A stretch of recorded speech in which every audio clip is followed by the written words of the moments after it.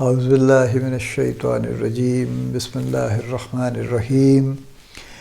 Life views اسرار قریشی کی ایک اور نشست کے ساتھ میں حاضر ہوں۔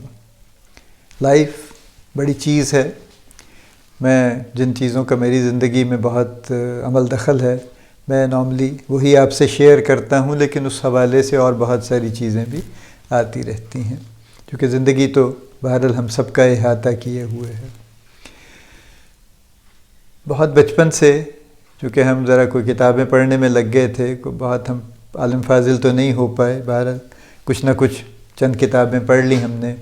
وہ شوق ابھی بھی ہے، جہاں کہیں موقع مل جائے، جہاں بھی کچھ، بعض اوقات تو ایسے بھی ہوتا ہے کہ چند لمحے بھی مل جائیں تو کچھ نہ کچھ پڑھنے کی کوشش کر لیتے ہیں، لیکن اس طرح سے اب جم کے پڑھنا بہرحال کافی عرصے سے موقوف ہے، نہیں ہو پایا۔ اس کا افسوس ہے دل میں، جس وقت بھی موقع ملا اس کو کمپنسیٹ اب کیا کریں گے ویسے تو، لیکن جتنا کر سکیں گے کریں گے انشاءاللہ۔ شاعری کا مجھ پہ کافی اثر رہا ہے، اس سینس میں کہ میں نے ہمیشہ شاعری کو انجوائے کیا ہے، شعر مجھے یاد رہ جاتے تھے اکثر، تو اس لیے کچھ نہ کچھ سلسلہ چلتا رہتا تھا، اور کچھ شاعری کچھ سمجھ بھی آنے لگ گئی تھی تھوڑی بہت۔ تو شاعری میں ایک خاص طرح کی لطافت ہے، ایک خاص طرح کی رومانیت ہے اس میں، جو نثر میں نہیں آتی۔ یعنی جو بات شاعر جس طریقے سے مختصراً لفظوں میں کہہ دیتا ہے، وہ نثر میں وہ بات پیدا نہیں ہوتی، تو اس لیے شاعری کا ایک اپنا مقام ہے بہرحال۔ تو کئی اس دور کے جو شاعر تھے، جب ہم یوں کہہ لیجئے کہ جوانی میں تھے، بڑے شوق سے ہم ان کو پڑھتے تھے، اور سبھی لوگ پڑھتے تھے ان کو شوق سے۔ ایک نام مجھے یاد آ رہا ہے، اور بڑے زمانے سے کبھی ان کا ذکر نہیں ہوا، مجھے تو یاد بھی نہیں کہ ان کا کیا کب تھے، اور کہ مجھے یہ لگتا ایسے ہے کہ میں نے کوئی اس پہ ریسرچ نہیں کی آنیسٹلی، لیکن مجھے لگتا ہے کہ کافی عرصہ ہو گیا ان کو فوت ہوئے بھی۔ کتنا عرصہ ہو گیا this I really don't know. Obaidullah Aleem ایک بڑا نام تھا، اور ڈیفرنٹ شاعر تھے، ذرا مختلف شاعر تھے۔ اسی طرح سے افتخار عارف ایک بڑے مختلف نوع کے شاعر تھے۔ تو افتخار عارف فار ایگزامپل، کوئی جنوں کوئی سودا نہ سر میں رکھا جائے، کوئی جنوں کوئی سودا نہ سر میں رکھا جائے، بس ایک رزق کا منظر نظر میں رکھا جائے، اسی کو بات نہ پہنچے جسے پہنچنی ہو، اسی کو بات نہ پہنچے جسے پہنچنی ہو، یہ اہتمام بھی عرض ہنر میں رکھا جائے، اور ہر ایک سے پوچھتے پھرتے ہیں تیرے خانہ بدوش، عذاب در بدری کس کے گھر میں رکھا جائے۔ یہ اس کلاس کے اور اس نوع کے شاعر تھے، اس قسم کی گفتگو کرنے والے، بہت بڑی خوبصورت انہوں نے شاعری کی، لیکن وہ چونکہ عام شاعروں سے ذرا ہٹ کے تھے، اس لیے غالباً ان کی پاپولیرٹی وہ نہیں ہو پائی واقعی جو جس طرح سے ان کا حق بنتا تھا۔ عبید اللہ علیم کسی وقت میں کچھ عرصے کے لیے پاپولر ہوئے، لیکن اس کے بعد بس پھر وہ گم ہو گئے، اور مستقل گم ہو گئے۔ پھر وہ ایک غزل ان کی تھی جو رونا لیلا نے گائی، جو پاکستان میں تھیں، پھر بعد میں بنگلہ دیش منتقل ہو گئی تھیں، اور وہ بڑی پاپولر ہوئی۔ عزیز اتنا ہی رکھو کہ جی سنبھل جائے، عزیز اتنا ہی رکھو کہ جی سنبھل جائے، اب اس قدر بھی نہ چاہو کہ دم نکل جائے۔ یہ اس غزل کا مطلع تھا، اور یہ غزل بڑی پاپولر ہوئی اور اکثر ریڈیو پہ چلا کرتی تھی۔ اسی طرح سے ان کی ایک نظم تھی جو گائی بھی گئی، لیکن بہرحال وہ گایا جانا اس کا شاید اتنا بڑا پاپولر نہیں ہوا، لیکن وہ کافی پڑھی گئی اور کافی اس کا تذکرہ رہا، اور وہ لوگوں نے اس کو، یعنی اس نے ایک بہت حد تک مقبولیت حاصل کی۔ اسی نظم کے نام پہ ان کے مجموعے کا نام بھی ہے چاند چہرہ ستارہ آنکھیں۔ چند شعر جو مجھے یادداشت میں ہیں آپ سے شیئر کرتا ہوں میں۔ وہ کہتے ہیں کہ میرے خدایا میں زندگی کے عذاب لکھوں کہ خواب لکھوں، میرے خدایا میں زندگی کے عذاب لکھوں کہ خواب لکھوں، یہ میرا چہرہ یہ میری آنکھیں بجھے ہوئے سے چراغ جیسے جو کب سے جلنے کے منتظر ہوں، وہ چاند چہرہ ستارہ آنکھیں، وہ مہرباں سایہ دار زلفیں، جنہوں نے مجھ سے کیے تھے پیماں رفاقتوں کے محبتوں کے، کہا تھا مجھ سے کہ اے مسافر رہے وفا کے، جہاں بھی جائے گا ساتھ آئیں گے ہم بھی تیرے، جہاں بھی جائے گا ہم بھی آئیں گے ساتھ تیرے، کہا تھا یہ بھی کہ تیری راہوں میں ہم ستارے بکھیر دیں گے۔ وہ چاند چہرہ، ستارہ آنکھیں، وہ مہرباں سایہ دار زلفیں، وہ اپنے پیما رفاقتوں کے، محبتوں کے شکست کر کے نہ جانے اب کس کی رہ گزر کا منارہ روشنی ہوئے ہیں۔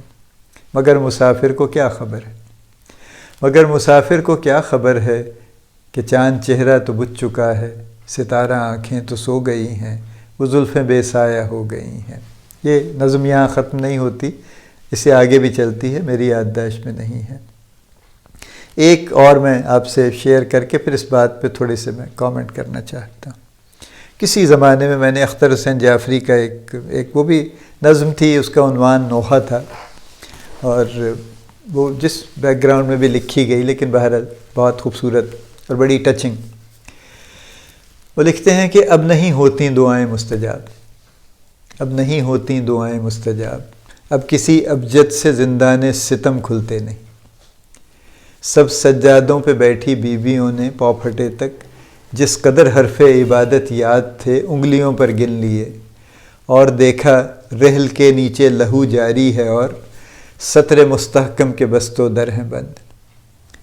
یا الہی مرگ یوسف کی خبر سچی نہ ہو، ایلچی کیسے بلاد مصر سے سوئے کناں آئے ہیں، ایک ہجوم بے تماشا گلیوں بازاروں میں ہے، تازیہ بردوش انبوہ ہوا مانگتی ہیں جس سے مائیں منتوں کا اجر، بیٹوں کا ثواب۔ سب سجادوں پہ بیٹھی بیویوں، اب کسی ابجد سے زندان ستم کھلتے نہیں۔ اب سمیٹو مشک و عنبر، ڈھانپ دو لوح و قلم، اشک پونچھو اور ردائے نو کے پا تک کھینچ لو، کچی آنکھوں سے جنازے دیکھنا اچھا نہیں، کچی آنکھوں سے جنازے دیکھنا اچھا نہیں۔ بہت ہی ٹچنگ یہ ان کا یہ تخلیق ہے ان کی۔ دیکھیے بات یہ ہے کہ زندگی میں ادب وہ لطافت اور وہ سافٹنس دیتا ہے جو ہماری زندگی کے لیے ضروری ہے۔ یعنی یہ تو دنیا مان چکی ہے اور اس پہ بہت کام ہو چکا ہے کہ بغیر جو لائٹر جو سائیڈ ہے زندگی کی، جو ایموشنل سائیڈ ہے زندگی کی، اس کے بغیر زندگی کا کوئی خاص لطف نہیں ہے اور زندگی کا کوئی خاص پرپس بھی نہیں ہے۔ یعنی ایون مینجمنٹ میں بھی ہم گفتگو کرتے ہیں تو ہم ہارڈ سکلز کی بات کرتے ہیں جو ٹیکنیکل سکلز ہیں، اور ہم سافٹ سکلز کی بات کرتے ہیں جو ہیومن سکلز ہیں۔ تو سافٹ سکلز ظاہر ہے تبھی آتے ہیں جہاں پہ آپ کی فیلنگز اور ایموشنز شامل ہوتی ہیں، سافٹ سکلز وہیں پہ آتے ہیں۔ یہ سب کچھ تخلیقات کا جتنا عمل ہے یہ سارے کا سارا بھی دونوں چیزیں، اس میں ایک فزیکل مشقت بھی ہے اور ایک اس سے زیادہ اس میں سافٹر سائیڈ ہے جو تخلیق کرتی ہے، جو کریشن پیدا کرتی ہے۔ جو یہ واقعہ ہمارے ملک میں ذرا زیادہ ہو گیا ہے اور ہم جیسے کچھ اور ملکوں میں بھی غالباً ہو گیا ہے کہ ہماری زندگیوں سے ادب نکل گیا ہے۔ اگر آپ کو تھوڑا سا اس میں یعنی پن پیدا کریں تو ادب تو دونوں طرح سے ہماری زندگی سے نکل گیا ہے، یعنی ادب رسپیکٹ والا بھی نکل گیا اور ادب لٹریچر والا بھی نکل گیا، تو ہم بے ادب ہو گئے دونوں طرح سے، یعنی ہم ڈس رسپیکٹفل بھی ہو گئے، جو ہم دیکھتے ہیں ہر روز جو لوگ ایک دوسرے سے گفتگو کر رہے ہیں، جو لوگ سٹیجز پہ گفتگو کر رہے ہیں، جو لوگ ٹی وی پہ بیٹھ کے گفتگو کر رہے ہیں، جو ان کے لہجے ہیں، جو ان کے چہرے ہیں، جو ان کی آواز ہے، جو ان کے الفاظ ہیں، ان سب سے خشونت اور سختی اور خشمگی اور ڈس رسپیکٹ اور ایک دوسرے کی توہین کرنے کا بہت ہی شدید جذبہ، یہ سارا کچھ چل رہا ہے۔ تو ہماری زندگیوں سے وہ ادب بھی نکل گیا اور ہماری زندگی سے لٹریچر والا ادب بھی نکل گیا۔ تو اچھی شاعری، اچھا ادب، اچھا افسانہ، اچھا ناول، اچھی کتاب، یہ بھی ہماری زندگی سے نکل گیا، لیکن یہ اچھا نہیں ہے۔ دیکھیے جب تک ہم اپنے مائنڈ کا، اپنے ذہن کا یہ حصہ ڈیولپ نہیں کرتے اور اس کو لے کر نہیں چلتے، ہم ایک ویل راؤنڈڈ پرسنالٹی نہیں بن سکتے۔ یہ تو ساری دنیا مانتی ہے نا کہ لوگوں کو اگر وہ مینیجر بننا چاہتے ہیں، وہ کامیاب ہونا چاہتے ہیں، وہ بڑے آدمی بننا چاہتے ہیں، واٹ ایور، تو ان کو ویل راؤنڈڈ ہونا چاہیے۔